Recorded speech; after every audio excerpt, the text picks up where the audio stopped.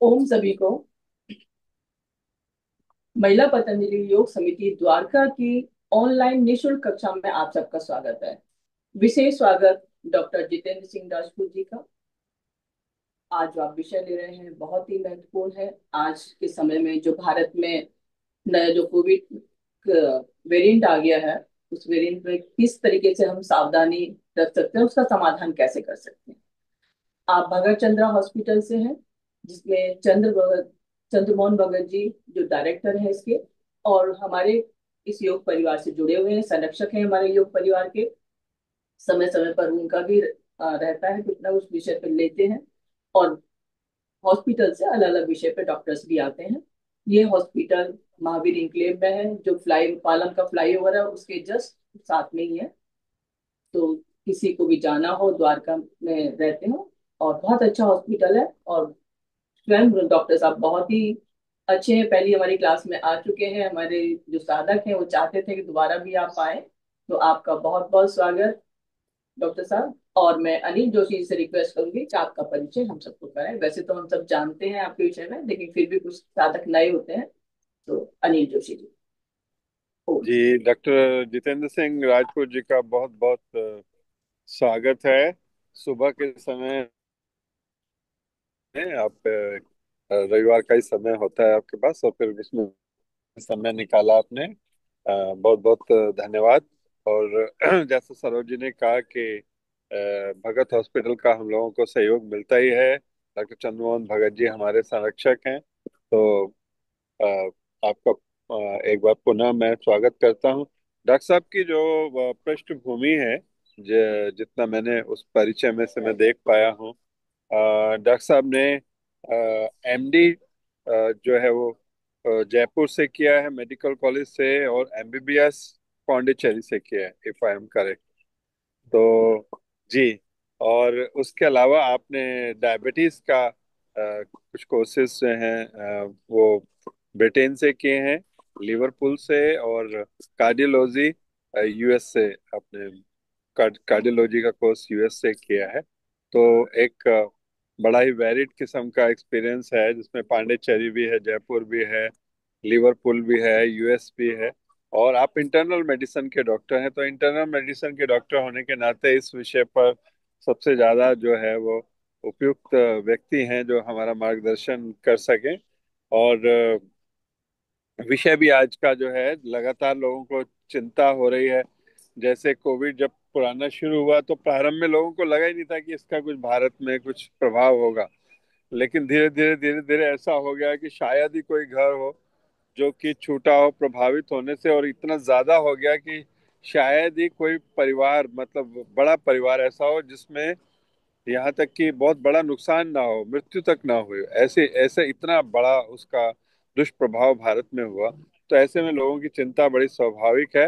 हाँ, योग एक बहुत महत्वपूर्ण चीज है उससे बचाव के लिए। तो डॉक्टर साहब उसके बारे में हम सब लोगों को बताएं कि हम उससे कैसे, क्या सावधानियां हो सकती हैं, और यदि हो जाता है तो क्या समाधान हो सकता है। हम सब लोग डॉक्टर साहब को सुनते हुए नोट करें डॉक्टर साहब जो कह रहे हैं, और साथ ही अपना प्राणायाम करते हैं।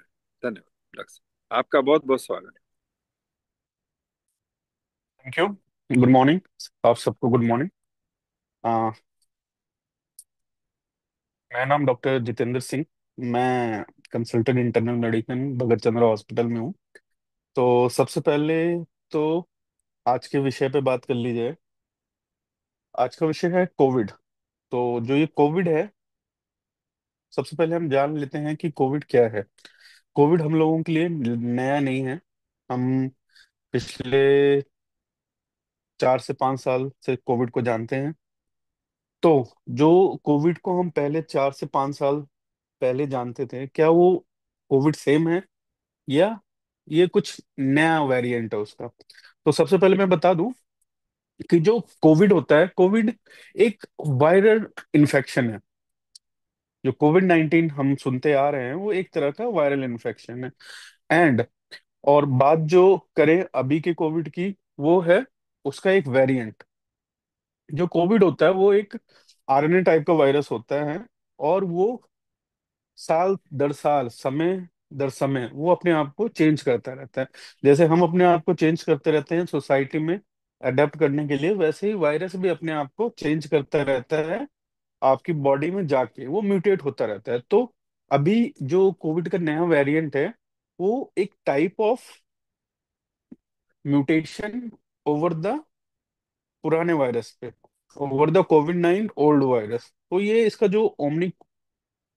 इसका जो वेरिएंट है ये ओमनिकोरन जो वेरिएंट फैमिली से बिलोंग करता है। और जो अभी हमारे इंडिया में जो पाया जा रहा है वो JN.1 टाइप ऑफ वेरिएंट है कोविड 19 का ही। तो इसके बारे में बात कर ली जाए, जैसे हम आज का हमारा विषय है कि ये कितना खतरनाक है और इससे कितना सजग रहने की जरूरत है, और इसके बचाव रोकथाम के उपाय क्या है। तो सबसे पहले जो बचाव रोकथाम हम पहले करते थे वो ऑलमोस्ट सेम इसके साथ भी है। बट मैं बताना चाहूंगा कि जो ये ओमनिकोरन वेरिएंट है कोविड 19 का, ये उतना ज्यादा डेंजरस नहीं है, उतना ज्यादा खतरनाक नहीं है। ये खतरनाक किन लोगों में है? जो डायबिटीज से पीड़ित हैं, किडनी डिजीज से पीड़ित हैं, किडनी की बीमारी से पीड़ित हैं, जिनका कैंसर का ट्रीटमेंट चल रहा है, या फिर जिनके शरीर की इम्यूनिटी बहुत कम हो, जो हमारे सीनियर सिटीजन्स हैं more than 65 years of age, वो लोग जो डायलिसिस पे हैं, वो लोग जिनका हार्ट बहुत ज्यादा कमजोर है, वो लोग जिनको HIV है, ये सारे लोग इसके लिए ज्यादा प्रोन है इन्फेक्टेड होने के लिए। और इनमें संक्रमण होने के बाद खतरे की बात ज्यादा है, ना कि नॉर्मल इंडिविजुअल में। अगर आप हेल्दी हैं, बिटवीन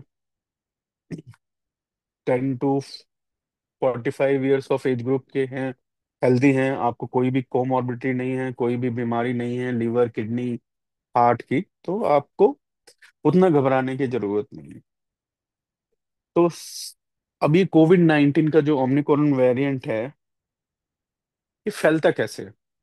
तो जैसे कि हमने पहले देखा 2000 कोविड 9 2019-20 में तो कोविड 19 स्टार्ट हुआ था, तो स्प्रेड बिल्कुल जैसे पहले होता था वैसा ही होता है। ये स्प्रेड होता है through one person to another person through the environment. इसको हम ड्रॉपलेट इन्फेक्शन बोलते हैं कि जब हम बोलते हैं तो हमारे मुंह से, हमारे नाक से कुछ ड्रॉपलेट्स निकलते हैं जो कि इन्वायरमेंट में जाके हमारे सामने वाले इंसान को इन्फेक्ट कर सकते हैं। इसके सिम्टम्स कितने दिनों में आते हैं? तो ये डिपेंड करता है कि सिम्टम्स कब आप इन्फेक्ट हुए, आपकी बॉडी की इम्यूनिटी क्या है। नॉर्मली अगर जब आप इन्फेक्ट होंगे तो 72 घंटे के अंदर, मतलब 3 डेज के अंदर आपको सिम्टम्स आना स्टार्ट हो जाएंगे। और सबसे महत्वपूर्ण चीज जो मैं यहाँ बताना चाहता हूँ कि सिम्टम्स क्या हैं और हमें कब घबराना चाहिए, कि अब हमें तुरंत हॉस्पिटल में एडमिट हो जाना चाहिए। तो इसके सिम्टम्स बहुत सामान्य हैं जो कि बहुत आसानी से डिटेक्ट किए जा सकते हैं।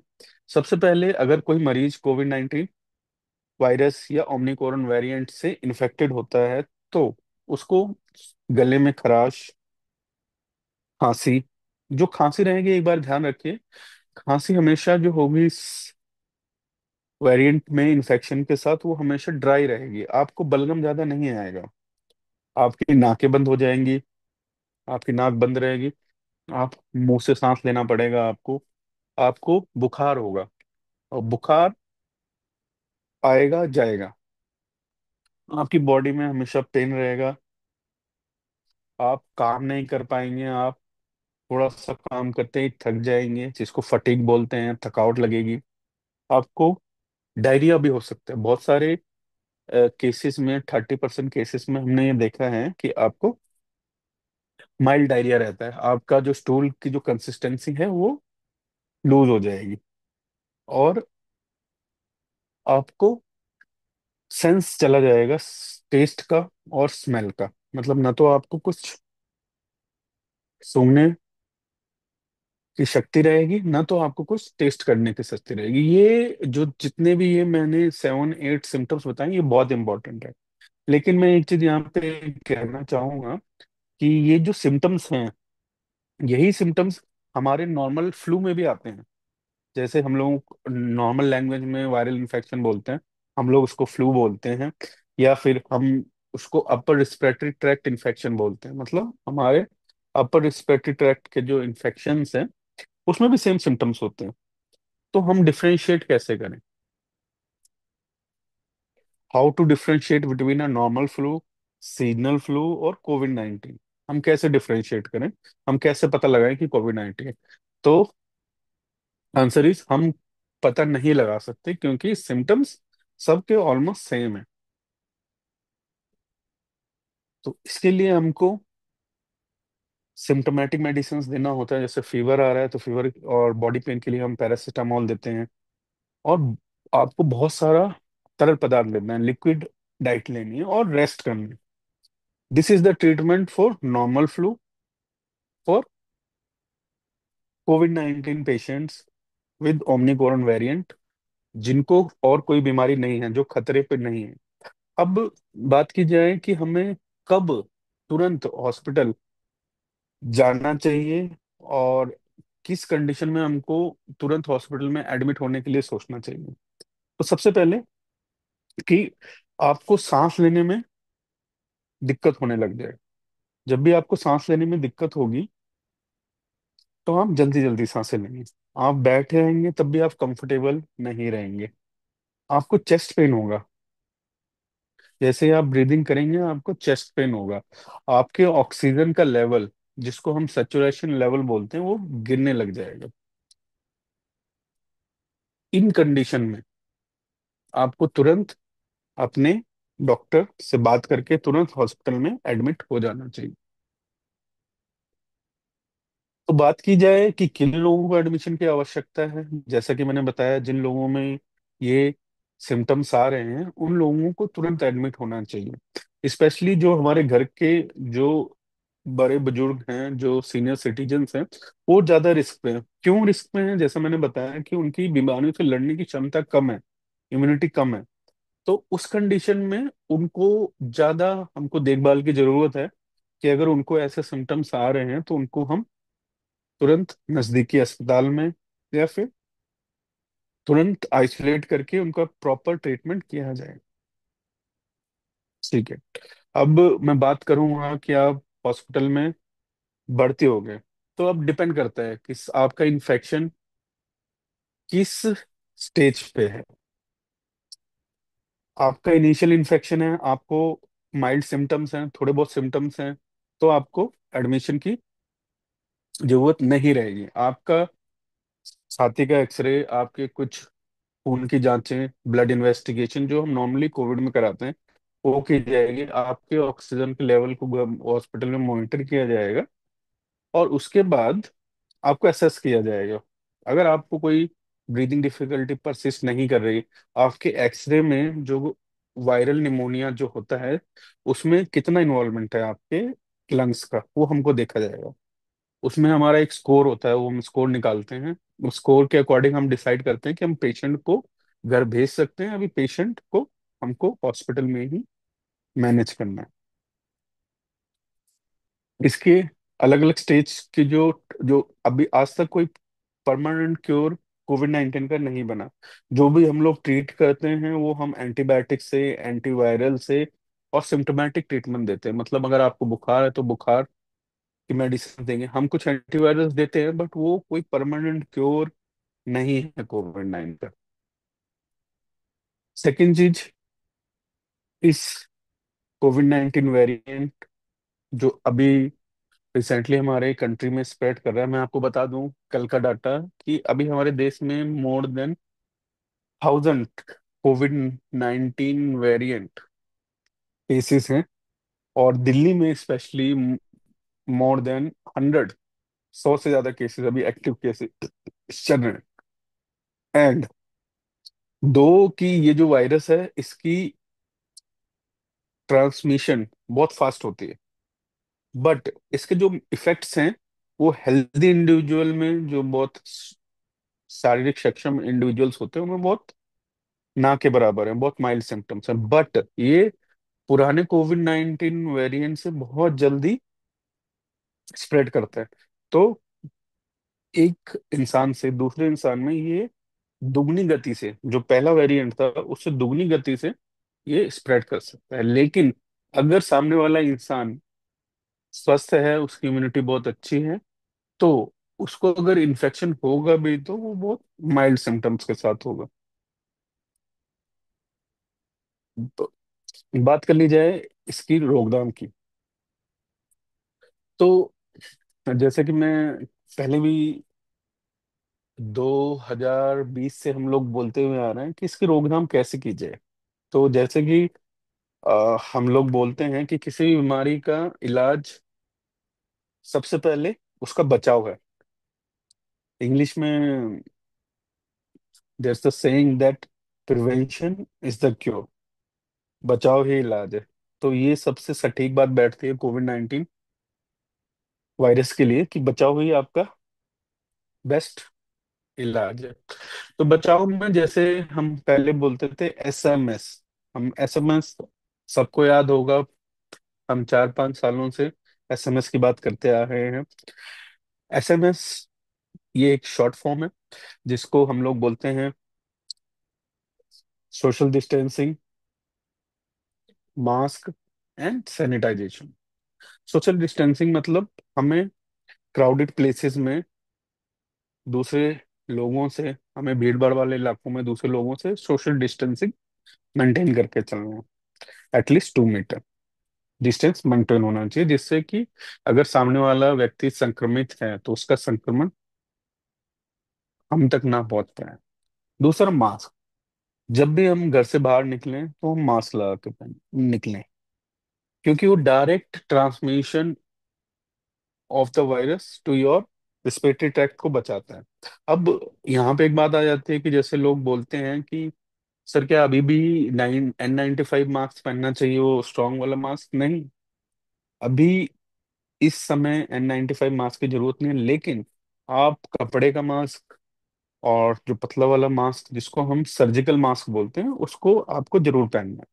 अभी इस वक्त कोविड 19 के लिए N95 जो कि रिकमेंडेड है, उसकी अभी जरूरत नहीं है, क्योंकि जो वायरस का ट्रांसमिशन है अभी बहुत ज्यादा नहीं है। तो हम सर्जिकल मास्क या फिर कपड़े के मास्क से भी काम चला सकते हैं। थर्ड, एसएमएस का एस मतलब सैनिटाइजेशन। कहीं किसी से भी हम मिल रहे हैं, कहीं भी जा रहे हैं, हम अपने आप किसी से भी हाथ मिला रहे हैं, अपने हाथ को तुरंत सैनिटाइज करें। सैनिटाइजर नहीं है, अल्कोहल युक्त सैनिटाइजर नहीं है, तो हम सिंपली घर के साबुन से अपना हाथ धोएं, और हर गतिविधि के बाद, घर से निकलने के बाद और घर वापस आने के बाद, हमको हैंड वॉश करते रहें। देन ये तो हो गई बचाव की बात। अब इसका फर्दर हम ये करेंगे कि हमको खुद को कैसे इससे प्रोटेक्ट करना है। तो सबसे पहले हमको अपनी बीमारियों से लड़ने की क्षमता को बढ़ाना है। उसके लिए हमारी डाइट हेल्दी होनी चाहिए, हमको खूब सारा पानी पीना चाहिए, हमारी डाइट में पर्याप्त मात्रा में फल, सब्जियां, आपके दूध के प्रोडक्ट्स, ये सब होने चाहिए। आपकी बॉडी को कंप्लीट बेड रेस्ट मिलना चाहिए, एटलीस्ट 6 से 8 घंटे का।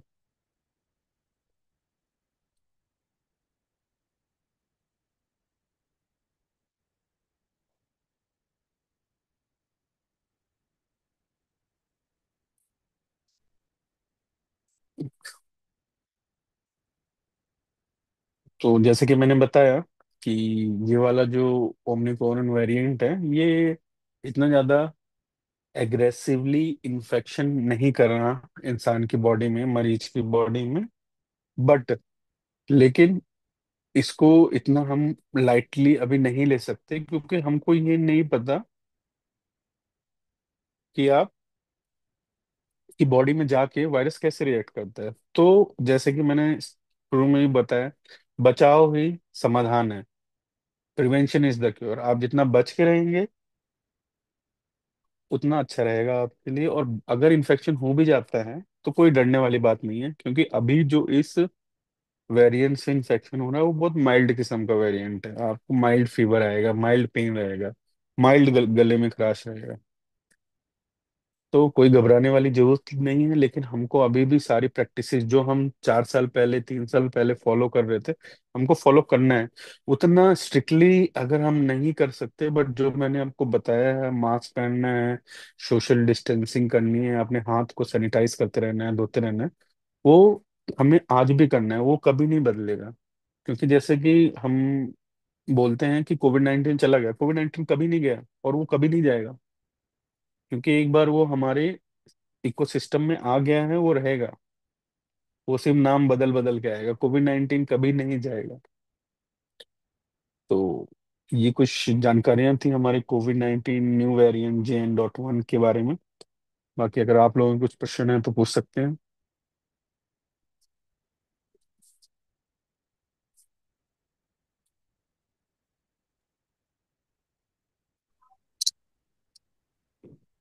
जी डॉक्टर जितेंद्र जी, नमस्कार। नमस्ते। मैं नेचुरोपैथ डॉक्टर भिवानी से बोल रहा हूँ, डॉक्टर केसी वर्मा। आई जी sir. Have had an experience, acute experience of COVID-19. At the verge yes of sir. death I reached, but I cured myself through the my own essential oil. तो इसमें yes sir. बात नहीं आई है। I was, अब आपके lecture से पहले मैं यही पढ़ रहा था कि इंडिया के अंदर स्टेटिस्टिक्स तो ये है, कल परसों शाम तक 5,500 पेशेंट हो चुके थे, और हम्म। बड़ोदरा में it was spreading like anything. और भी यस सर। डिस्टेंस में कंट्री में फैल रहा है। ये आपकी बातें बहुत अच्छी है। Prevention is the only cure. तो प्रिवेंशन यस तो सर। हम करें ही। लेकिन मैं एक बात, प्रश्न आपसे ये है कि जो वैक्सीनेशन किया गया था जी सर। कोविड 19 के टाइम पे, मास हम्म। वैक्सीनेशन हुआ था, एवरीबडी गॉट वैक्सीनेटेड। तो यस सर। वो वैक्सीनेशन क्या काम आ रहा है अब? सर देखिए, जैसे कि मैंने बताया कि वेरिएंट, ये कोविड 19 का जो वेरिएंट है, ये म्यूटेट होता रहता है। लेकिन मैं एक एक छोटा सा डाटा शेयर कर दूं आपके साथ कि हमारी 70% पॉपुलेशन जो है ऑलमोस्ट, वो कोविड 19 के फर्स्ट वैक्सीनेशन से वैक्सीनेट हो चुकी है, जो मेनली एडल्ट पॉपुलेशन है। एंड 54% लोगों को हमको डबल वैक्सीनेशन हो गए। तो जो हमारा पुराना वैक्सीनेशन है, उसके सर्टेन जो इम्यूनिटी है वो इसमें काम कर रही है। तो हमको अभी इसके लिए कोई अलग से वैक्सीनेशन नहीं बना। ये हेल्थ मिनिस्ट्री की भी गाइडलाइन है कि इसके लिए किसी अलग वैक्सीनेशन की जरूरत नहीं है। और अभी मास वैक्सीनेशन की जरूरत नहीं है। कोई भी वैक्सीन हमारी बॉडी में जाता है तो उसका एक मेमोरी रहता है। तो मेमोरी स्टिल देयर। अगर आपको कोई पुराना प्रीवियस कोविड इन्फेक्शन हुआ है तो that antibodies are produce in your body. आपको इस अलग वेरिएंट के लिए अलग वैक्सीन या अलग एंटीबॉडीज की जरूरत नहीं है। वो आपकी बॉडी में पहले से ही है। अगर आप वैक्सीन आप ले चुके हैं तो आप पहले से ही प्रोटेक्टेड हैं। तो अगर आपकी बॉडीज में एटलीस्ट 50% भी एंटीबॉडीज हैं तो 50% आप वैसे ही प्रोटेक्टेड प्रोटेक्टेड है। इसके लिए अलग वैक्सीनेशन की जरूरत नहीं है, क्योंकि जो वायरस है बहुत ज्यादा म्यूटेट नहीं हुआ, थोड़ा ही म्यूटेट हुआ है। तो at least it the previous vaccination कम से कम 50% प्रोटेक्शन आपको देता है। आपको नए वैक्सीनेशन की जरूरत नहीं। जी, मैं एक प्रश्न ये मेरा है जी सर। कि कॉमन कोल्ड बहुत जी एंशियंट वायरस से चल रहा है, और आज तक चल रहा है और आगे भी चलेगा। और कॉमन कोल्ड जो बिल्कुल। है, उसके जो वायरस है, वो हर बॉडी में जाकर एवरी टाइम वो म्यूटेट हो जाते हैं और वो बदल जाते हैं, उनका डीएनए बदल जाता है। जी सर। और उसकी वैक्सीनेशन या उसका कोई भी स्टेबल इलाज आज तक वर्ल्ड हिस्ट्री में कोई नहीं है। एक्सेप्ट जी ये सर। अपने आप जाता है। कहते भी हैं कि दवा लोगे तो एक वीक में चला जाएगा, दवा नहीं लोगे तो 7 दिन में चला जाएगा। ऐसा कहा जाता जी। है कॉमन कोल्ड के लिए। जी बट सर। मैंने ये पाया है कि कुछ एसेंशियल ऑयल्स जो हैं वो डिफरेंट वायरस पे वर्क करते हैं। और मैं जी सर। एसेंशियल ऑयल्स का यूज करके ही बचा था। एक रात जी सर। मेरे लंग बिल्कुल डिफंक्ट हो गए थे, कंप्लीटली डिफंक्ट हो गए थे, at at the verge of death I was. But मेरे यस को सर। जो जिंदा रखा, कोई इन एसेंशियल ऑयल्स ने जिंदा रखा। और उसके बाद में मैंने एक कॉम्बिनेशन बनाया है एसेंशियल ऑयल्स का।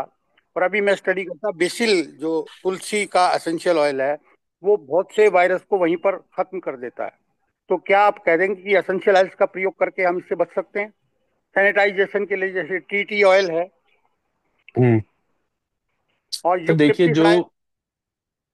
हाँ जी, हाँ बोलिए बोलिए। जी, जो सर, जो हमारे जो नेचुरल प्रोडक्ट्स हैं, जैसे आप बोल रहे हैं तुलसी वगैरह, सर उनकी भी एक प्रोटेक्टिव वैल्यू है।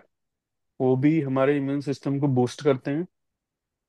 बट क्योर सर, जैसा कि आपने बताया, कॉमन कोल्ड का आज तक कोई क्योर नहीं बना, इन्फ्लुएंजा का आज तक कोई परमानेंट क्योर नहीं बना। क्यों? क्योंकि वायरस म्यूटेट होता रहता है। अगर आज हम एक दवाई बनाएंगे, एंटीवायरल बनाएंगे, वो 6 महीने बाद वायरस म्यूटेट होकर चेंज हो जाएगा, तो एंटीवायरल उस पर इफेक्ट नहीं करेगा। तो ये कभी हम इसका परमानेंट क्योर नहीं ढूंढ सकते, क्योंकि ये वायरस ऑलवेज कीप्स मोटेटिंग। वो आपके बॉडी में जाएगा, डिफरेंटली रिएक्ट करेगा, मेरी बॉडी में जाएगा, डिफरेंटली रिएक्ट करेगा, और उसका जो जीनोम सीक्वेंस है वो चेंज होता रहेगा। बट जैसा कि आपने बात की है ऑयल्स एंड ऑल, देखिए जितने भी आयुर्वेद, जितने भी नेचुरल प्रोडक्ट्स हैं, वो हमारी इम्यूनिटी को बूस्ट करते हैं, और हमारी स्ट्रॉन्ग इम्यूनिटी हमको इन्फेक्शन से फाइट करने में, लड़ने में मदद करती है। तो मैं उस सेंस में बोल सकता हूँ वो हेल्प करती है। बट ऐसी अभी कोई स्टडीज नहीं आई हैं, तो उस पर मैं कमेंट नहीं करना चाहूँगा। मेरा किसी एक और प्रश्न का था। कोई प्रश्न हो तो मेरा बताएं। मेरा एक प्रश्न था। हाँ, कही। जी। मेरा प्रश्न ये था कि अभी हमारे यहाँ ग्वालियर संभाग शिवपुरी जिले में, मैं शॉर्ट में ही बताऊंगा, तो एक गांव में से एक मरीज निकला। वो मरीज ग्वालियर पहुंचा। ग्वालियर सरकारी हॉस्पिटल में 1,000 बिस्तर वाले में वो पहुंच गया, और उसको ये बता दिया, उसमें एंट्री हो गई कि इसको कोविड हो गया पॉजिटिव, कोरोना पॉजिटिव हो गया। तो अब बात को प्रशासन ने ये निकाल दिया कि साहब वो डाटा एंट्री वाले से वो हो गई कि ये तो वो कोरोना नहीं था, इसको इसको डेंगू था। लेकिन जिन डॉक्टरों ने उनका इलाज किया, वो तीनों डॉक्टर कोरोना पॉजिटिव पाए गए। तो मेरा प्रश्न ये है कि यहाँ से शिवपुरी से वो मरीज चला, और चलते चलते ग्वालियर में, चूंकि मंजिलें हैं, आईसीयू 7वीं मंजिल पे है, तो वो लिफ्ट में 7वीं मंजिल पे गया होगा। उसके साथ में कम से कम 10 लोग जाते हैं। तो डॉक्टर जब प्रभावित हो गए, 3 डॉक्टर कोरोना पॉजिटिव हो गए, तो जो मरीज उसके टच में ऊपर तक गए और ऊपर से नीचे तक आए, या उसके आसपास बेड में रहे, उनको खतरा है कि नहीं? ये प्रश्न था। बिल्कुल सर, बिल्कुल। जैसा कि मैंने बताया कि ये जो नया वेरिएंट है बहुत जल्दी दूसरों को इन्फेक्ट करता है। अगर आप किसी दूसरे इंसान के कांटेक्ट में आ रहे हैं, तो डेफिनेटली आप उसको भी इन्फेक्ट कर रहे हैं।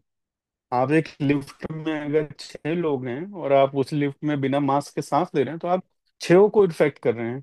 बट आपकी शरीर की इम्यूनिटी कितनी है, आप कितने हेल्दी हैं? अगर 6 लोग हैं, तो ऐसा जरूरी नहीं है कि 6 के 6 लोगों को सिम्टम्स आ जाएंगे, लक्षण आ जाएंगे। लेकिन जिसकी इम्यूनिटी वीक है उसको लक्षण आ जाएंगे। तो डेफिनेटली इन्फेक्शन तो बहुत तेजी से फैल रहा है, बट उसके जो सिम्टम्स हैं वो उतने खतरनाक नहीं है अभी इस वेरिएंट के, जो अभी स्टडीज में पाया गया है, जो अभी पेशेंट्स में देखा जा रहा है। खतरे की बात उन लोगों के लिए है जिनको शुगर, किडनी बीमारी, हार्ट की बीमारी, HIV, या कोई ट्रांसप्लांट के जो मरीज होते हैं जिनका किडनी ट्रांसप्लांट हो रखा है, उन लोगों के लिए ज्यादा खतरे की बात है।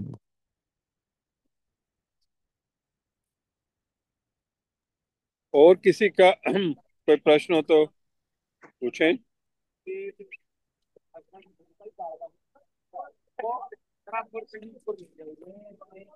कोई आप में से कोई अगर कोई प्रश्न करना चाहें तो प्लीज।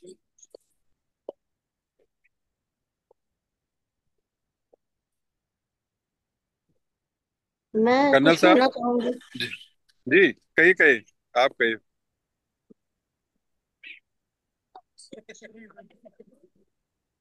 डॉक्टर साहब, मैं कुछ कहना चाहती हूँ।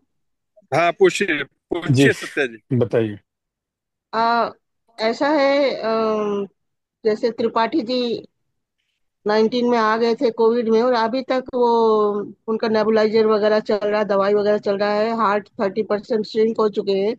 तो उनके लिए क्या आप कहेंगे, अभी जैसे आ गया है फिर से प्रिकॉशंस वगैरह उनके लिए, क्योंकि सबसे पहले तो कंटिन्यूसली 3। जैसे आप बता रहे हैं कि उनको पहले भी कोविड हो चुका है, उनके जी, तीन फेफड़े बार काफी नेबुलाइजर कमजोर। ले रहे हैं, और थर्टी हम्म परसेंट हार्ट जो श्रिंक हुआ है, और दवाइयां हम्म चल रही हैं। 4 साल हो हम्म गए हैं चलते हुए। तो तो उनको ये क्या प्रिकॉशंस लेने हैं? तो ये उन उस कैटेगरी में आते हैं कि इनको रिस्क ज्यादा है। तो इनको मैं यही एडवाइस करूंगा कि जब भी बाहर जाएं मास्क लगा के जाएं, कोशिश करें कि जी। भीड़ भाड़ वाले इलाके में ना जाएं। बाकी जी। जो निबुलाइजर और आपके जो फेफड़े की सिकुड़न, हार्ट की सिकुड़न की दवाइयाँ वो आपकी चल रही होंगी, तो उसको आपको कंटिन्यू रखना है।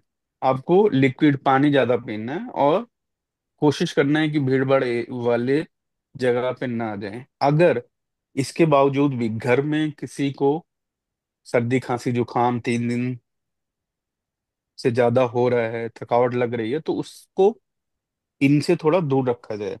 क्योंकि किसी यंग इंसान के, जवान इंसान के वो बहुत माइल्ड सिम्टम होंगे, अगर बाई चांस इनको इन्फेक्शन हो गया तो वो खतरनाक हो सकता है।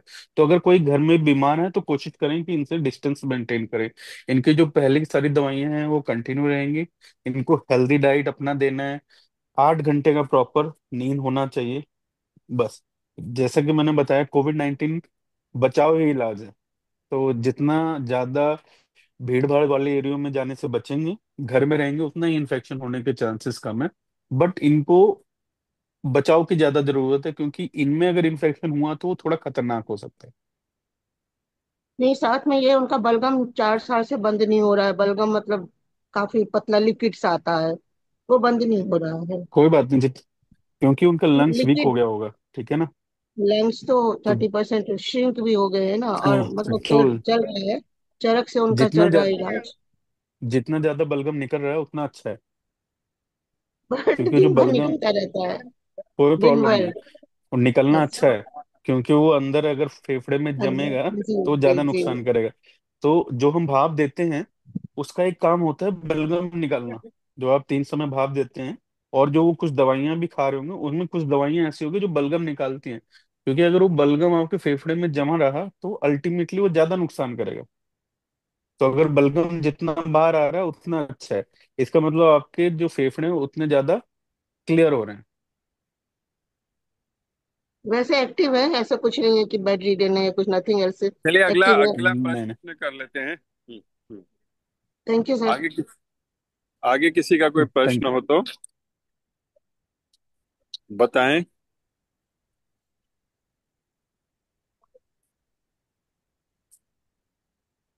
डॉक्टर साहब का नहीं। हमारे जी बीच जी में ये शांता तनेजा दीदी भी जुड़ी हुई हैं। जी जी जी, कर्नल साहब के बाद शांता जी को हम पूछ जी रहे हैं ना। डॉक्टर साहब, पहले भी हमने आपको सुना, और सिंस मैं दिल्ली में रहा हूँ तो काफी आपके हॉस्पिटल से परिचित रहा हूँ, जाता आता रहा हूँ। जी सर। काफी ट्रीटमेंट मैडम के भी लिए हैं। लास्ट टाइम जब कोविड का अटैक हुआ था और इतना पैनिक हो गया था, अ, डर तो हम भी गए थे, लेकिन मेरी डर थोड़ी कम थी, क्योंकि उस समय जबकि पार्क बिल्कुल ही सुनसान होता हुआ करते थे, फिर भी मैं जाता था और जाकर के वहीं से किसी न किसी से बात करता था कि पार्क में देखिए इस समय कोई नहीं दिखाई दे रहा था। हमने जो प्रिकॉशंस लिए थे, हमने एक काढ़ा बनाया था खुद ही। उसमें मैंने एलोवेरा एंड आंवला, नींबू, नीम के पत्ते, अश्वगंधा, एक कुछ 5-6 चीजें मिला करके उसको काढ़ा बना करके, और उसका सेवन हमने किया था ऑलमोस्ट ऑलमोस्ट अबाउट 2 वीक्स। और वो हम करते रहे पूरी फैमिली।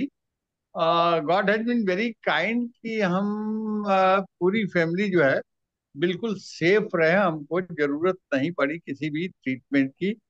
बट जहां तक एक्सरसाइजेज का सवाल है, योग साधना का सवाल है, वो हमने कभी नहीं छोड़ा। टाटा इंश्योर्ड कि हाँ, उठे टाइम पे और योग साधना चाहे ग्रुप में या अपने आप खुद करते रहें, तो मैंने देखा कि उससे दो चीजें थी जो बहुत फर्क पड़ता था। एक तो ये था कि मोराल जो है, सुबह सुबह हंस दिया, सबसे बात कर लिया, गपशप मार दिया, मोराल आई था, पूरे दिन के लिए चार्ज हो गए। दूसरा ये था कि शरीर भी बिल्कुल ठीक रहा और पूरे दिन हम लोग काफी एक्टिव रहते थे। ज्यादा रिस्ट्रिक्शन अपने ऊपर नहीं डाली थी, फिर भी ठीक रहा। मे बी गॉड ऑलमाइटी का इतना था। बट देन ये जो काढ़ा जो मैंने बताया था, it appeared to be very good. That is the precaution we took. I don't know what is your comment on this, but thank you very much for all the information. Thank you sir. जैसे आपने बताया काढ़े में आपने इतने सारे natural चीजें डाली। जैसे हम भी कोविड पेशेंट्स को मल्टीविटामिन देते हैं। जी मल्टीविटामिन मतलब जो विटामिन हमारी बॉडी को चाहिए होते हैं उनकी इम्यूनिटी बढ़ाने के लिए, तो ये नेचुरल विटामिन हैं। काढ़े की बात मैं करूं तो वो सेम इफेक्ट कर रहे हैं, वो आपकी इम्यूनिटी को बढ़ा रहे हैं। हम उसको इंडियन मल्टीविटामिन कह सकते हैं। तो लोगों ने वो किया है और उसके बहुत अच्छे रिजल्ट्स हैं। बिल्कुल। क्योंकि एक जी तो जो हमने वो पिया वो हॉट लिक्विड के टाइप के समान होता है। ठीक है, तो उससे हमारा ये रिस्पिरेटरी ट्रैक्ट क्लियर हो जाता है। और सेकंड, जो इतने सारे हमने उसमें नेचुरल प्रोडक्ट्स डाले, वो अल्टीमेटली हमारी इम्यूनिटी को बूस्ट करते हैं। आपने देखा जी होगा या सुना होगा कि जितने भी कोविड 19 के मरीज हैं उनको सबको विटामिन सी, जिंक की टेबलेट साथ में दी गई। उसका कारण यही था, उनकी इम्यूनिटी को बढ़ाने के लिए। तो वो नेचुरल मल्टीविटामिन है, मैं ये कहना चाहूंगा। जी जी, हाँ, उसमें मैंने जी थोड़े नीम के पत्ते भी डाले थे। बिल्कुल बिल्कुल, वो सारी चीजें सर नेचुरल है। और वो जी अल्टीमेटली आपकी इम्यूनिटी को बूस्ट करती है। हम भी अपने पेशेंट्स को देते हैं, बट वो टैबलेट के फॉर्म में देते हैं। सेम चीज है सर, इफेक्ट सेम है। जी जी, थैंक यू वेरी मच। जी। Thank you doctor. यस। एक बात मुझे कहनी है। मैं डॉक्टर विजय आनंद बोल रहा हूँ कि जो जी सर। कोविड में मास्क लगाने वाली बात है, जी सर। पीटर ने एक किया बहुत बढ़िया था। उसमें दिखाया था कि जो मास्क है, ये मास्क भी हमें बीमार कर रहा है। उसने 20 लोगों बिल्कुल। को स्टेज पर बुलाया। उसने 10 के हम्म। उसके ऊपर मास्क लगाया और 10 पर मास्क नहीं लगाया। और टाइमिंग्स नोट जी। करें, को जिन्होंने मास्क हम्म। लगा रखा था उनको ज्यादा बीमारी हो गई, जिन्होंने नहीं लगा रखा था उनको नहीं हुई। उन्होंने कहा हम जो मास्क लगाते हैं वो मास्क हम रोज धोते ही नहीं है, उसी को बार बार बिल्कुल। बार बार बार बार लगाते रहते हैं।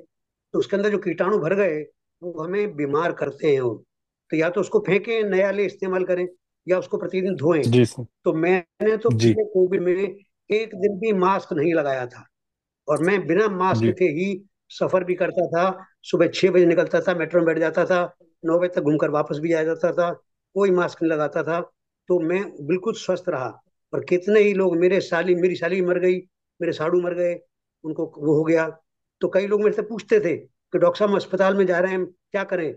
मैं कहा भी तुम एक काम करो, अपना सांस रोको और बताओ मुझे कितने सेकंड रोक पाए तुम। अगर तुमने 30 सेकंड सांस रोक लिया तो तुम्हें कोई अस्पताल जाने की जरूरत नहीं है।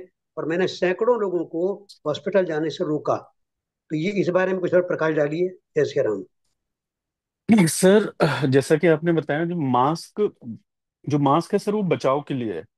और मास्क का मतलब है साफ मास्क, N95 मास्क, जो कि कोविड 19 के संक्रमण को रोक सके। बिल्कुल सही बात है। जब हम मास्क पहनेंगे तो हमारा जो नॉर्मल रिस्पिरेशन है वो थोड़ा सा डिफरेंट होगा। डेफिनेटली होगा, क्योंकि जो ऑक्सीजन हम ले रहे हैं वो डायरेक्टली नहीं आएगी हमारे रेस्पिरेटरी सिस्टम में, वो मास्क के थ्रू आएगी। तो मास्क की कई लेयर्स होती है, उसके थ्रू आएगी। तो that will not be the pure oxygen which we are taking, जो हम ले रहे हैं वो नहीं होगा। वो सिर्फ बचाव के लिए है सर। बट लेकिन अगर हम मास्क नहीं पहनेंगे तो हम दूसरे इंसान के या दूसरे रोगी जो संक्रमित है उसके डायरेक्ट कांटेक्ट में आएंगे। डायरेक्ट कांटेक्ट में आएंगे तो बचाव के लिए जो उपाय है वो मास्क ही है। हाँ, रिस्पिरेशन हमारा थोड़ा सा अल्टर होगा, पता है। बट लेकिन बचाव, जैसा कि आपने देखा इतनी बड़ी महामारी में कितने लोगों ने अपनी जान गंवाई, इसके अलावा हमारे पास कोई और हथियार नहीं था कि हम मास्क लगाएं। क्योंकि जो संक्रमण होता है वो हमारी नेजल कैविटी, ओरल कैविटी से ही ज्यादा फैलता है। तो हमको इन दोनों कैविटीज को प्रोटेक्ट करके रखना था। और अभी भी कॉन्सेप्ट जो है वो सेम ही है। हाँ, अगर आपकी इम्यूनिटी अच्छी है, आप मास्क नहीं लगा रहे, कोई इशू नहीं है, कोई इशू नहीं है। लेकिन मास्क सिर्फ बचाव के लिए है। हाँ, थोड़ा बहुत दिक्कत होगी आपके रिस्पिरेशन में, बट बचाव के लिए।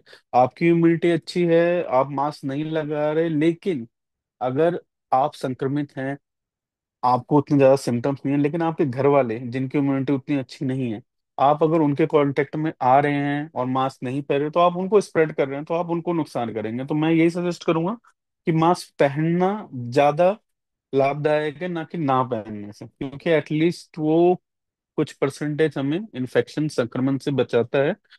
एंड जो आपने बताया वो बिल्कुल ठीक है, मास्क को हमेशा डेली चेंज करना चाहिए। और डेली नहीं चेंज करना चाहिए तो कम से कम हमको उसको डेली धोना चाहिए, जो कपड़े वाला मास्क होता है। जो N95 मास्क होता है वो अलग अलग हेल्थ केयर के लिए हमको डेली चेंज करना होता है। अगर आपके पास, आप इंडिविजुअल नॉर्मली घर में रहते हैं, तो हम उसको 2 दिन 3 दिन में चेंज कर सकते हैं।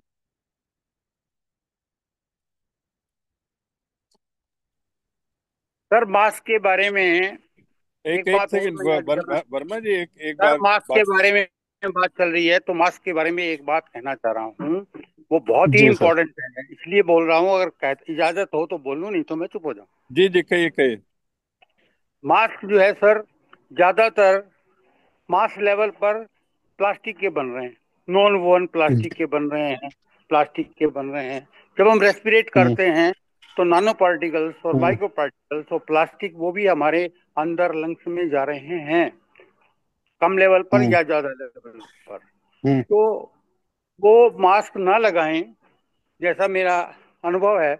आप कॉटन के मास्क बनाएं और वो लगाएं, 3 4 बना लें, उसको वॉश करें डेली, मेडिकेटेड करें उसको, टीटी ऑयल की ड्रॉप डाल लें उसके अंदर, तुलसी ऑयल की ड्रॉप डाल लें उसका, और किसी एसेंशियल ऑयल की ड्रॉप डाल लें उसके अंदर, ताकि वो वायरस को वहीं मार दे, अंदर रेस्पिरेटरी सिस्टम में जाने ही ना दे। ऐसा मेरा बिल्कुल मानना है। सर। सर नॉर्मल जो इंडिविजुअल, जैसे हम जैसे, अब मैं एक हेल्थ केयर हूँ, मैं डेली अगर सर कोविड-19 के 50 मरीज देख रहा हूँ, तो मुझे एक्स्ट्रा प्रोटेक्शन की जरूरत है। लेकिन जी। जो जनरल पब्लिक है, उनके लिए कपड़े वाला मास्क इनफ है। हाँ। बिल्कुल। ठीक। हाँ, कपड़े वाले मास्क जो कि कॉटन से बना हुआ है, सबसे बेस्ट है। उनके लिए N95 या और कोई जो सर्जिकल मास्क वगैरह होते हैं, वो हम रिकमेंड ही नहीं करते। हम जो हमारे नॉर्मल लोग हैं, जो घर पे रहते हैं, बाहर जाते हैं, उनके लिए आप कपड़े वाला मास्क पहनिए। लेकिन जैसे हम लोग हेल्थ केयर वर्कर्स हैं, डॉक्टर्स हैं, नर्सेज हैं, मेडिकल स्टाफ है, उनको एक्स्ट्रा प्रोटेक्शन की जरूरत है, क्योंकि वो कोविड पेशेंट्स के बीच में है, तो इन्फेक्शन होने की संभावना ज्यादा है। तो कॉटन वाला मास्क वो इन्फेक्शन बचाने में उतना सक्षम नहीं है, क्योंकि हम लोग हाई रिस्क में हैं। तो हम लोगों को तो रिकमेंडेशन है कि हम N95 ही पहने, बट जनरल पब्लिक के लिए जरूरी नहीं है। आप कॉटन का मास्क पहनिए, कपड़े का मास्क पहनिए, सबसे बेस्ट है।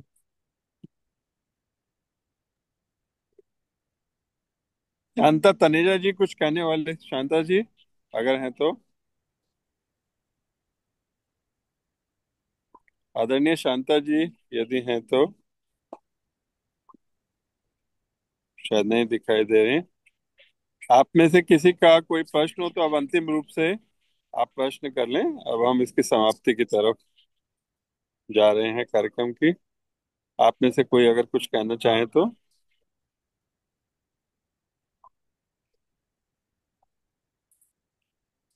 दीप अनिल जी। जी, अनिल जी, एक अंतिम हम शांति पाठ से पहले एक प्रश्न मैं डॉक्टर साहब से पूछना चाहता हूँ, सभी के लिए भी है वो। और हम्म, प्रश्न ये है कि हॉस्पिटल का क्या प्रोटोकॉल रहता है when there is no medicine at all, no vaccine at all? What does hospital provide to the COVID patient? सबसे पहले तो सर क्या हमें ये प्रोटोकॉल? देखना है कि संक्रमण कितना है। अगर आपके माइल्ड सिम्टम्स हैं, थोड़ा सा गले में खराश है, माइल्ड फीवर है, बॉडी पेन है, अदरवाइज आप ठीक है, आपका ऑक्सीजन लेवल ठीक है, आपको सांस लेने में दिक्कत नहीं हो रही है, आपको चेस्ट पेन नहीं है, तो हम आपको होम आइसोलेशन के लिए बोलेंगे। लेकिन अगर आपको सांस लेने में दिक्कत है, छाती में दर्द हो रहा है, आपका ऑक्सीजन लेवल घट रहा है, तो आपको हॉस्पिटल में एडमिट किया जाएगा और आपको ऑक्सीजन सब दिया जाएगा। इसके साथ साथ आपका इमेजिंग किया जाएगा, जो इमेजिंग में हमारा छाती का एक्सरे या फिर छाती का सीटी स्कैन होता है, और ब्लड की जांचें होती हैं। क्योंकि कोविड में जो हमने पहले देखा क्या होता है, कोविड में जो हमारा ब्लड जो होता है वो थिक हो जाता है। तो थिक होने के बाद क्लॉट्स बन के जो हमारे फेफड़े की जो खून की जो नसें होती हैं उसमें वो ब्लॉकेज करता है, तो वो एक डेथ का कारण बनता है। तो खून कितना थिक हो गया उसके कुछ टेस्ट होते हैं जो कि बहुत सारे होते हैं, वो हम करते हैं। आपके एक्सरे, आपकी छाती के स्कैन को हम लोग एग्जामिन करते हैं कि भाई कितना परसेंट आपके लंग्स में इन्फेक्शन हो गया है। उस हिसाब से हम एंटीवायरल चलाते हैं, साथ साथ में सेकेंडरी इन्फेक्शन से बचाने के लिए एंटीबायोटिक्स देते हैं और सपोर्टिव ऑक्सीजन देते हैं। और जैसा कि अभी पहले भी डिस्कस हो रहा था कि मल्टीविटामिन देते हैं जो कि बॉडी की इम्यूनिटी को बढ़ाता है। और अदर सपोर्टिव मेडिकेशन होते हैं, जैसे बुखार आएगा तो बुखार के लिए हम मेडिसिन देंगे, यही प्रोटोकॉल है। और वहां भी ये सब आइसोलेशन में ही किया जाता है, आपको नॉर्मल मरीजों के साथ नहीं रखा जाएगा।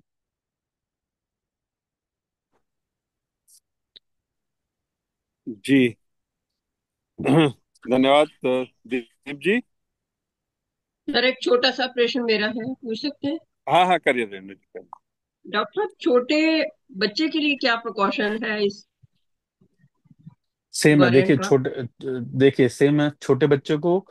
अब बहुत छोटा बच्चा है उसका तो हमको उनकी मदर को, उनके फादर को ही टेक केयर करना है। तो अगर मदर फादर इन्फेक्टेड हैं या फिर उनके सिम्टम्स आ रहे हैं तो कोशिश करें कि बच्चे को आप आइसोलेट कर दें। लेकिन जैसे मदर से न्यू बॉर्न जो बेबीज होते हैं उनको आइसोलेट कर नहीं सकते हम।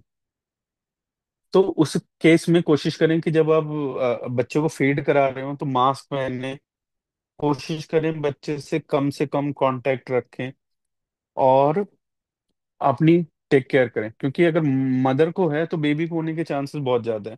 अब जो वैक्सीनेशन है वो न्यूबॉर्न्स में नहीं है, तो उसके लिए उस जो मदर की इम्यूनिटी है वही बच्चे की प्रोटेक्टिव इम्यूनिटी है। तो अगर बच्चे में जो सिम्टम्स आ रहे हैं, अभी जो ये वाला वेरिएंट है वो बच्चों में इतना सिग्निफिकेंटली इफेक्ट नहीं कर रहा। बट यही है, प्रिकॉशन सेम है कि बच्चे को भी थोड़ा दूर रखना है। पॉसिबिलिटी कम है कि मदर से बच्चे को दूर किया जाए, बट कोशिश करना है कि जितना कम से कम हम उसको डायरेक्ट कांटेक्ट में लाएं उतना बेटर है। बाकी बच्चों के लिए भी प्रोटोकॉल सेम है। अगर कुछ ऐसा दिक्कत होता है, बच्चे की छाती जल्दी चलने लग जाती है, बच्चे को बहुत ज्यादा बुखार आता है, बच्चा तेज तेज सांस लगता है, उसकी छाती अंदर रिट्रैक्ट होने लग जाती है, तो इस कंडीशन में तुरंत हॉस्पिटल चले जाना चाहिए। क्योंकि धन्यवाद बच्चा सर। बता नहीं पाएगा कि उसको कितनी दिक्कत हो रही जी, धन्यवाद डॉक्टर साहब। है। जी। थैंक यू सर, बहुत बहुत धन्यवाद आपका। बहुत सुंदर तरीके से आपने इस कोविड के बारे में विस्तार से बताया। और हमारी, मैं आपके ध्यान में दूं कि हमारी जो ये ऑनलाइन योग कक्षा चल रही है ये भी कोविड की ही देन है। कोविड में हम लोगों को बाहर निकलना मुश्किल हो गया था, तो आपस में मिल करके हम लोगों ने इस तरह से योग की कक्षा शुरू करी। और योगासन, प्राणायाम, ध्यान, तीन चीजें यहाँ पर मेन हम लोग रखते हैं।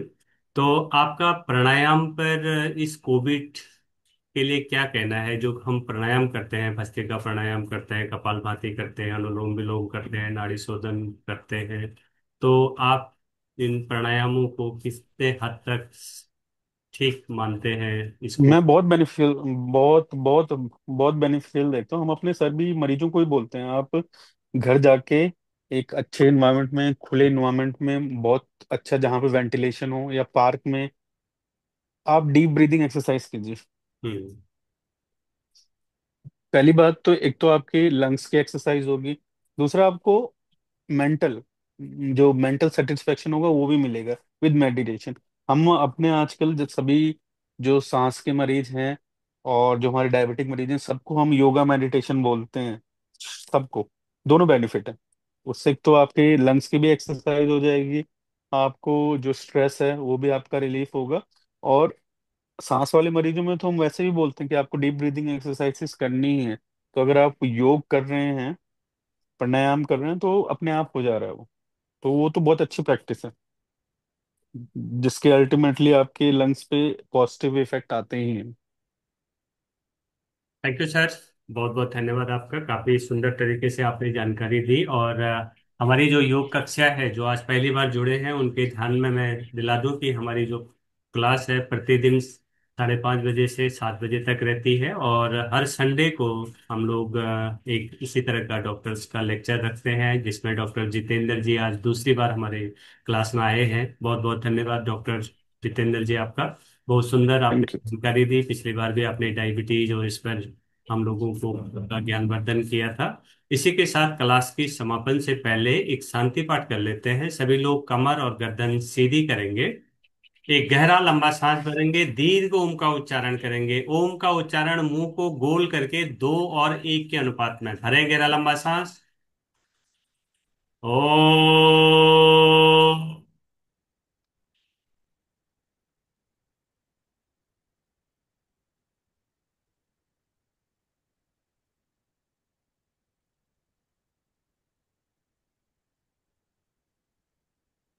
ओम देव शांति अंतरिक्ष गम शांति पृथ्वी शांतिराप शांतिरोषधयः शांति वनस्पतयः शान्तिर्विश्वे देवाः शान्ति ब्रह्मा शान्ति सर्वगं शान्ति शान्तिरेव शान्ति सामा शान्तिरेधि। ओम शांति शांति शांति। दोनों हाथों को आपस में जोड़ें। धन्यवाद करें उस प्रभु का। धन्यवाद आप सभी आत्माओं का भी, जो इस पटल पर आप जुड़े हैं सुबह से। बहुत बहुत धन्यवाद आप सभी का। दोनों हाथों को घर्षण करें, उससे निकली हुई ऊष्मा को अपने मुखमंडल पर लगाएं। आप सभी का दिन शुभ हो, मंगलमय हो, इसी कामना के साथ कल सुबह फिर मिलते हैं। Thank you very much. बहुत बहुत धन्यवाद आप सभी का। Thank you. Thank you all very much. Thank you doctor साहब, वंडरफुल थैंक यू जी। लेक्चर, थैंक यू जी। Very educative. Thank you god जी। Bless you all, have a good day, enjoy your Sunday. जय श्री राम, राधे राधे, जय श्री जय श्री राम। बहुत बहुत धन्यवाद सर। जय श्री राम। जय श्री राम। जय श्री राम। धन्यवाद सभी का, धन्यवाद। जय श्री राम। और शाम को भी आपको अनिल सर ने बताया है एक ऑनलाइन क्लास है शाम को, तो लिंक शायद अनिल जी भेज देंगे या मैं भेज दूंगा आप लोगों को। उनके जो संस्थाओं के 5 साल हो गए हैं, हाँ उसके 5 साल पूरे होने की कार्यक्रम रहेगा। देश विदेश से लोग जुड़ेंगे उसमें। ऑनलाइन भी है और ऑफलाइन भी है, दोनों है उसमें। हाइब्रिड प्रोग्राम है, तो उसका लिंक भी डाल दिया जाएगा। और जो हाँ, लोग आ सकते हैं ITO पे आए तो और भी अच्छा रहेगा। स्वागत। ओम सभी को, सभी का दिन शुभ